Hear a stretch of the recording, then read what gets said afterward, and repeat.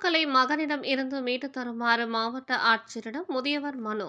தஞ்சாவூர் மாவட்டம் தஞ்சாவூர் காவிரி நகர் பகுதியைச் சேர்ந்த வீரையா மகன் முதியவரான கோவிந்தராஜ் தஞ்சாவூர் மாவட்ட ஆட்சித்தலைவர் அவர்களை மனுநீதி நாளில் நேரில் சந்தித்து மகனிடம் இருந்து சொத்துக்களை செட்டில்மெண்ட் ஆவணத்தை ரத்து செய்துவிட்டு கொடுக்குமாறு மனு கொடுத்தார்.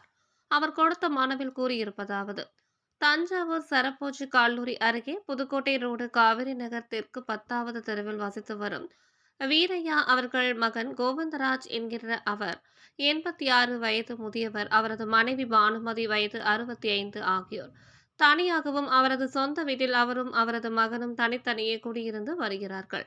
அவரது மகன் அவர்களை சரியான முறையில் பராமரிப்பு செய்வது இல்லை. இந்நிலையில் அவரது மகன் அவரது மனைவியை அறையில் வைத்து பூட்டிவிட்டு என்னை வலுக்கட்டாயமாக அழைத்துச் சென்று எனது சொத்துக்களை பத்திரப்பதிவு அலுவலகத்தில் செட்டில்மெண்ட் செய்துவிட்டார். எனது விருப்பமின்றி எனது சொத்துக்களை அபகரிக்கும் விதமாக பத்திரப்பதிவு செய்த மேற்படி செட்டில்மெண்ட் பத்திரத்தை ரத்து செய்து எனது சொத்துக்களை அவரது மகன் மற்றும் மருமகளிடமிருந்து பெற்றுத் தருமாறு மாவட்ட ஆட்சித்தலைவரை நேரில் சந்தித்து அவரும் அவரது மனைவி பானுமதி ஆகியோர் கண்ணீரோடு மனு அளித்தனர். மாவட்ட ஆட்சித்தலைவர் நடவடிக்கை எடுப்பதாக உறுதியளித்தார்.